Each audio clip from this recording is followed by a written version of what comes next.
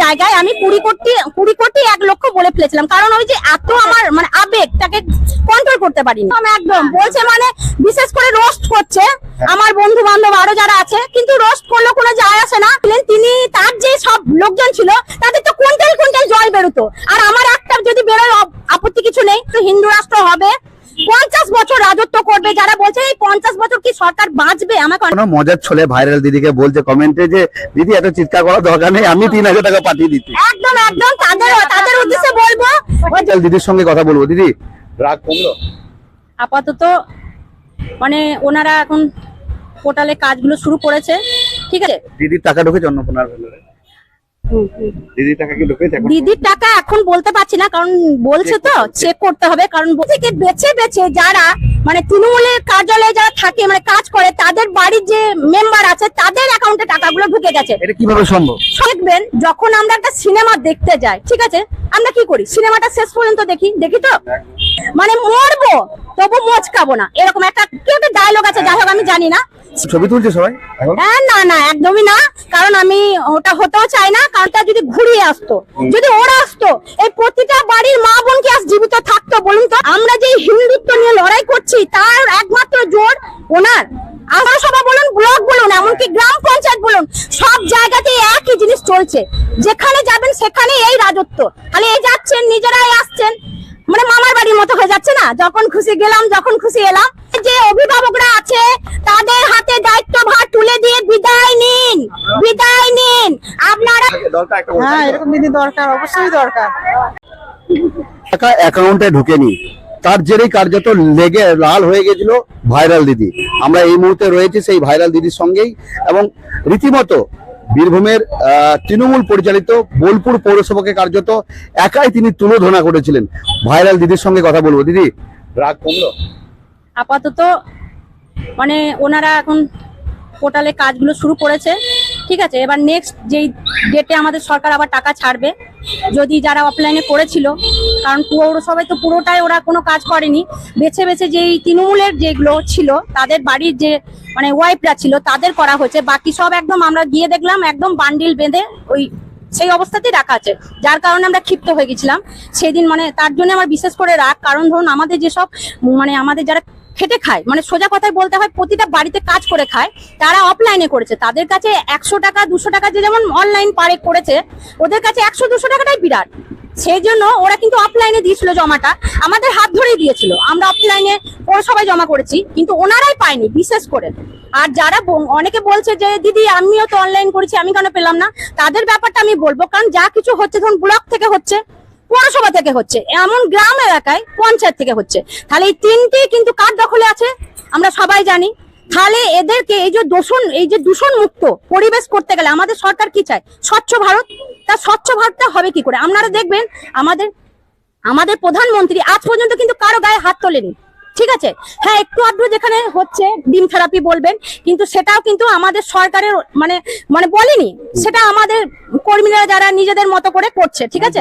হ্যাঁ, দেখবেন আমাদের আগে প্রাক্তন মুখ্যমন্ত্রী যিনি ছিলেন, তিনি আমাদের প্রধানমন্ত্রীর সম্পর্কে কত মানে বৃত্তান্ত বলেছেন, কিন্তু কোনো দিন কোনো কুকথা আমাদের প্রধানমন্ত্রী কিন্তু বলেননি, ঠিক আছে। এবার ওরা যে এত মানে 2021-এ যে এত অত্যাচার করেছে, এমনকি আমি একটা যোগী স্যার যখন এসছিল তখন আমি একটা পোস্ট করেছিলাম খোকন স্যারকে নিয়ে।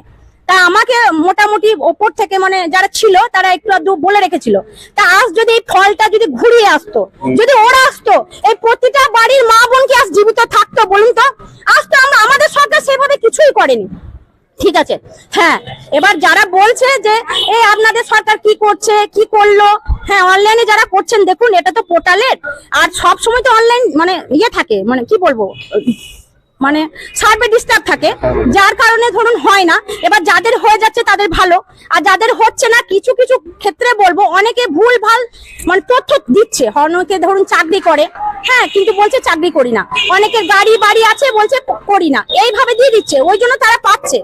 এবার আমাদের সরকারের সম্ভব নয় যে প্রতিটা বাড়িতে গিয়ে ভেরিফাই করা যে কার বাড়িতে কি আছে, সেটা তো সম্ভব নয়। আমাদের সরকার কি চাইছে? উন্নয়ন। কিন্তু যদি এইটা নিয়ে দিনরাত পড়ে থাকে, এই অন্নপূর্ণা নিয়ে, তাহলে আর উন্নয়ন হবে না। আমাদের এই জেনারেশন থেকে শুরু করে নেক্সট জেনারেশন এবং কি তারপরে যে জেনারেশন, সরকার যে আমাদের প্রধানমন্ত্রী যেটা চাইছে যে আগামী প্রজন্ম মানে বসে বসে মানুষ যাতে সবকিছু সুযোগ সুবিধা পায়।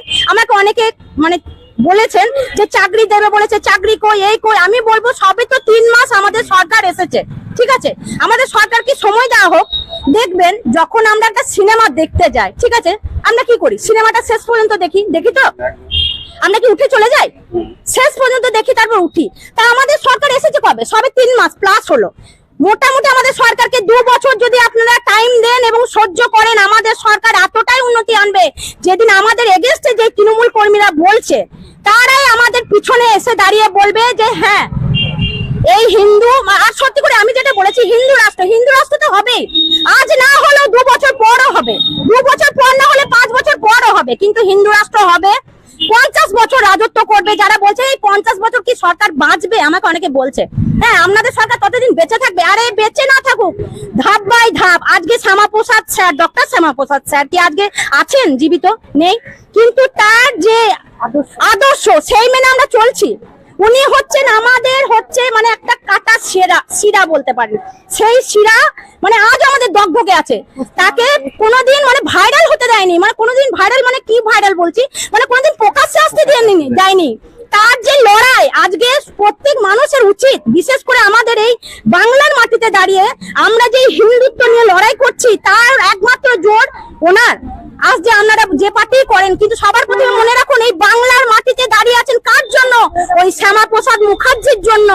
তার লড়াইকে সম্বোধন করুন যে না, আজ যদি তিনি না থাকতেন এই মাটিতে আমরা দাঁড়িয়ে থাকতে পারতাম না। তারপরে ভেদাভেদ করবেন, ভেদাভেদের আগে চিন্তা করুন যে উনি যদি এই বাংলার হয়ে না লড়াই করত, আপনারা কি করে বলতেন জয় শ্রীরামের জায়গায় যাই বলুন, জয় গোপাল বলুন, জয় কৃষ্ণ বলুন বা গোবিন্দ বলুন, যাই বলুন একই জিনিস, কিন্তু যাই বলুন আজ এই বাংলার মাটিতে দাঁড়িয়ে কিন্তু বলতে পারছেন।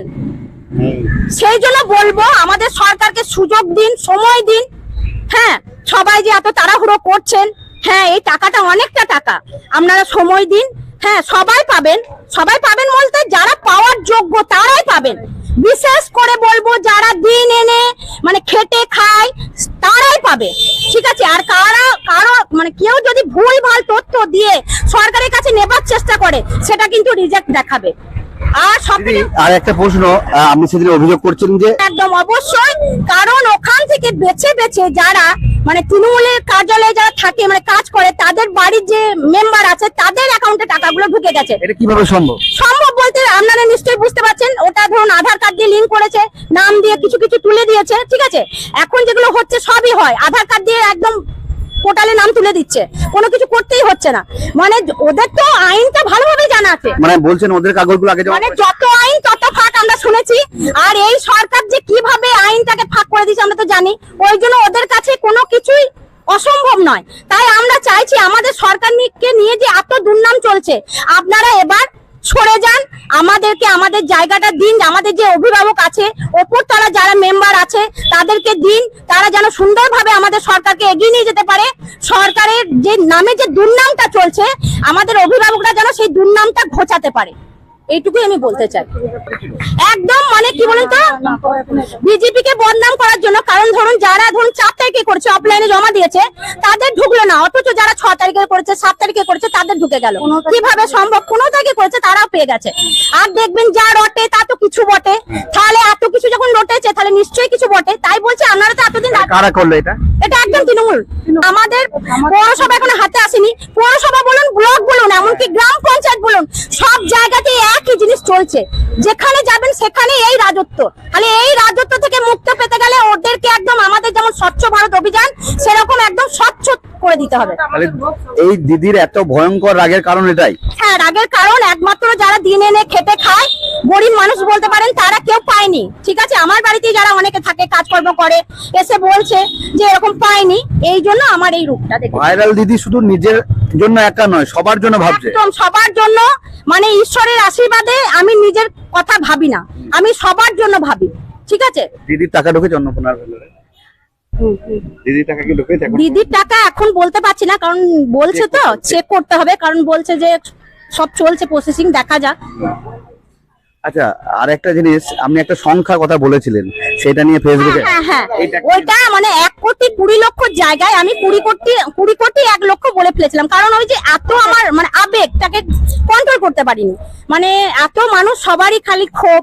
আর বিশেষ করে দেখুন আমাদের পাশে যারা দাঁড়িয়ে আছে, এদের মানে এমন অবস্থা, মানে এদের 3,000 টাকা মানে একটা সংসার চলে যাবে, বুঝতেই পারছেন। ঠিক আছে, তাহলে আজ আমি যদি এদের পাশে না থাকি, তাহলে আর কাদের পাশে থাকবো? তাহলে আমার মনুষ্যত্বের দাম কি? মানে ওইটা ভুলবশত মুখ থেকে ওটা ভুলবশত বেরিয়ে গেছে, যাই হোক, ঠিক আছে। সেই জন্য আর আমাদের প্রাক্তন যে মুখ্যমন্ত্রী ছিলেন, তিনি, তার যে সব লোকজন ছিল, তাদের তো কুইন্টাল কুইন্টাল জল বেরোতো, আর আমার একটা যদি বেরোয় আপত্তি কিছু নেই। মানে যা বক্তৃতা দিতেন, সে জায়গায় আমি তো তুচ্ছ মানুষ, আমার তো একটা দুটো ভুল হতেই পারে। মানে আজকেই ধরুন আমাদের পন্না যে চেয়ারম্যান ছিলেন, তিনি পদত্যাগ করেছিলেন, আবার আজকে ঢোকার প্রস্তুতি নিচ্ছিলেন। তাই বলবো, আপনারা তো 15 বছর রাজত্ব করলেন, ঠিক আছে, আপনারা নিজেরাই যাচ্ছেন, নিজেরাই আসছেন, মানে মামার বাড়ির মতো হয়ে যাচ্ছে না, যখন খুশি গেলাম, যখন খুশি এলাম। সেই জন্য আপনারা এতদিন খেলেন, খান, কোনো অসুবিধা নেই। এবার আমাদের মানে আমরা যেহেতু এখন বিজেপি সরকার এসেছি, প্রধানমন্ত্রী চলে আসছে, তার ইয়েতে আমরা চলছি, মুখ্যমন্ত্রী এবং প্রধানমন্ত্রীর ইয়েতে। সেই জন্য আমাদেরকে দিন, আমাদের হাতে সবকিছু তুলে, দায়ভার তুলে দিয়ে আপনারা বিদায় নিন, আমি এটাই অনুরোধ করব। আর আমাদের সরকারকে কলঙ্কিত করবেন না, জোর হাত করে রিকোয়েস্ট করছি। আর আমাদের সরকারকে কলঙ্কিত করবেন না, এটুকুই অনুরোধ। আমাদের যে অভিভাবকরা আছে, তাদের হাতে দায়িত্বভার তুলে দিয়ে বিদায় নিন, বিদায় নিন, আপনারা বিদায় নিন। বলছি, তাহলে দুর্নীতি হয়েছে তাই বলছেন তো? দুর্নীতি তো চলছে, এখনো চলছে। মানে ওরা বলছে কি বলুন তো, মানে মরবো তবু মোচকাবো না, এরকম একটা কি একটা ডায়লগ আছে, যাই হোক আমি জানি না, সেরকম ডায়লগে চলছে। মানে ভাঙবো তবু মোচকাবো না, যাই হোক। ওরা চাইছে কি, মানে কি বলুন তো, মানে শেষ পর্যন্ত লড়ে যাব। মানে আমরা এখন যতক্ষণ মানে যেখানে গ্রাম বলুন, যেখানে যাই বলুন, মানে যতক্ষণ চেঞ্জ না হচ্ছে, মানে পঞ্চায়েত ভোট বলুন, পৌরসভা ভোট বলুন, ততদিন রাজত্ব করে যাব।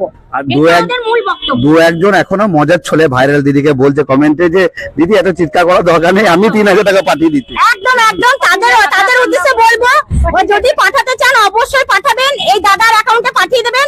আমরা যে আমাদের পিছনে যে আমাদের গরিব মা বোনেরা আছে, তাদের হাতে এই টাকাটা তুলে দেবো।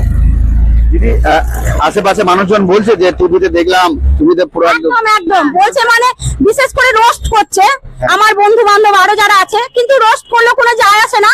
আমি হচ্ছি মানে ঈশ্বর বিশ্বাসী, গোবিন্দ বিশ্বাসী।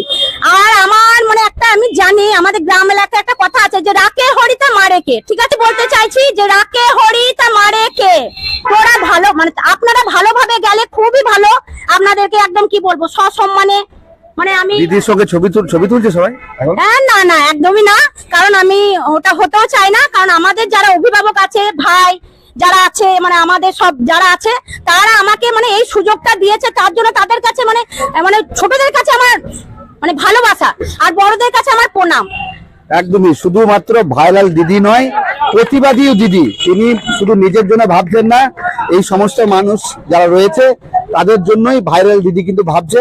এবং তার এই যে প্রতিবাদের লড়াই শুধুমাত্র নিজে একার জন্য নয়, সকলের জন্য। তিনি চাইছেন যে যারা এখনো পর্যন্ত যারা লক্ষ্মী ভান্ডারের টাকা পায়নি, তাদেরকে সঠিকভাবে সঠিক নিয়মে টাকা দেওয়া হোক। এই লড়াইটাই তিনি চালাচ্ছেন, এবং রীতিমতো তার এই বক্তব্যের জেরে কিন্তু তারা ভাইরাল হয়ে গেছে। কি বলতে, এটা লড়াইটা তো আমার যেসব গরিব মানুষদের জন্য, তারা যখন পেয়ে যাবে, আমি নিশ্চয়ই। কেমন? খুব ভালো, খুব ভালো। শুধু ভাইরাল দিদি নয়, প্রতিবাদী দিদি, তাই তো?